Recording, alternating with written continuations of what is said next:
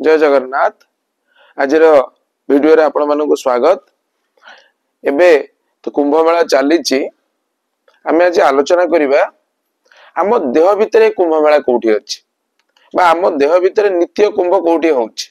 देखंतु कुंभ मेला कहले आमे कोन बुझुछु? कुंभ मेला कहले आमे एया बुझुछु जोठी तीनिटा नदीर संगम हेछि, सही जगार ही कुंभ होछि। गंगा, जमुना आउ सरस्वती। आउ भागवत एया मध्य कहूचे पिंड ब्रह्मांड एक मत, अर्थात आम भितर मध्य सही गंगा अछंती, आम भितर सही जमुना अछंती, आम भितर सही सरस्वती अछंती। तेणु ए तीनटा नदी कौन देखंतु, जेतबेले श्री श्री ठाकुर निगमानंद को श्रृंगेरी मठर सेतबलर अध्यक्ष प्रश्न करथिले, तुमे कुंभ मेला कोठी देखुच? ठाकुर उत्तर देइथिले, यह मु मो देहरे प्रत्यक्ष करिछि। केतबेले प्रत्यक्ष करिछ? जेतबेले मु निर्विकल्प समाधि अवस्था रे थिली बा निर्विकल्प समाधि भूमि रे थिली, सेतबेले मु ए कुंभ मेला मो देहरे ही प्रत्यक्ष करिछि। अर्थात प्रत्यक्ष करिबा आउ अनुभव करिबा दुईटा अलग जिंस। मु एबे आपन से अनुभव कथा कहबी, कारण प्रत्यक्ष करिवार अवस्था गोटे भिन्न प्रकार जहा कि श्री श्री ठाकुर निर्विकल्प समाधि रे प्रत्यक्ष करिथिले। आमे से तत्व को बुझिबा पई केवल चेष्टा करिबा। देखंतु नाकर दी पुडा, गोटे को कहंती चंद्र नाड़ी, गोटे को कहंती सूर्य नाड़ी।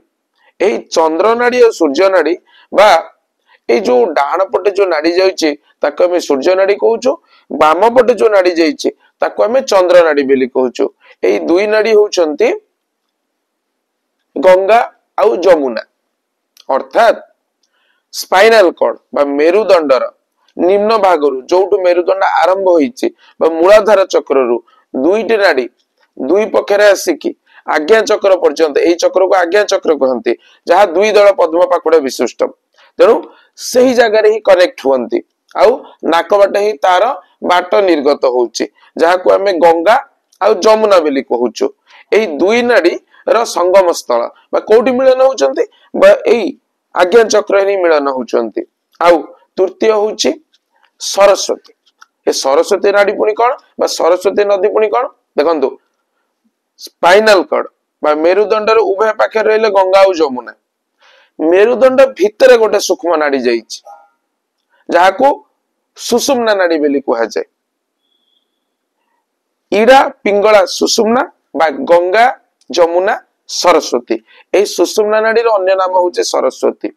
एही सरस्वती जहा कि मेरुदंड मध्य देही पुणी से आज्ञा चक्र ही आसिक मिलित होइछि। अर्थात ए आज्ञा चक्र होची ए तीन नदीर मिलन स्थल।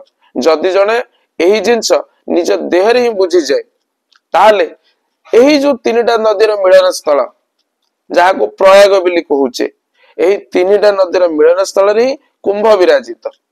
तेणु यह होची शरीर तत्वर कथा। शरीर तत्वर कुंभ एही जगह प्रत्यक्षभूत करि परिबो, टिके स्थिर हेले जिंस अनुभव ही हेई परिबो। तेणु यह होची शरीर तत्व बा शरीर रे जहा अछि ए ब्रह्मांड रे सेया अछि। जो कुंभ पाई आज एते लोक भिड़, शह शह संख्या रे लोक भिड़, सही प्रत्येक जिनिस आम देह मध्य मध्य संगठित होउची। जहा बाहरे जो पहाड़ पर्वत नदी नाल जहा भी बाहर अछि, ए प्रत्येकर सूक्ष्म भाव आम शरीर मध्य मध्य विराजित।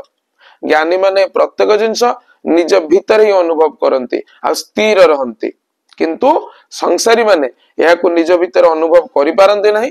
तेणु एणे तेणे बुली थांती। ता अर्थ नुह जे एणे तेणे बुलीबाटा भूल, किंतु ज्ञानी और संसारी भीतर एई डिफरेंस रहे।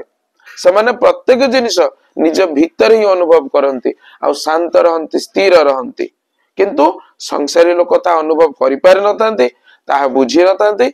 सेहि पे सेमाने बहु धाम भ्रमण करिथांती। जेमिति गोटे छोटिया कथा आपण माने भी जानिथिबे, प्रभु श्री गणेश जेतबेले कुहा गला विश्व ब्रह्मांड परिभ्रमण करिया पई, तांकर बड़ भाई प्रभु श्री कार्तिकेय पूरा विश्व ब्रह्मांड भ्रमण कले, किंतु गणेश बहुत चतुर थिले। से तांकर बापा और माँ को चारिपटे बुली आसिले 3 थर कहले मोर ब्रह्मांड भ्रमण हो गला कहीं जी सृष्टि को तैयारी करछन्ते मु तांको चारिपटे बुली गली अर्थात मो ब्रह्मांड मध्य बुली गली। यह हूँ पिंड और ब्रह्मांडर कथा। आज वीडियो केमती लगिला निश्चय आपन मतामत दे जणेबे। रहिली जय जगन्नाथ जय गुरु।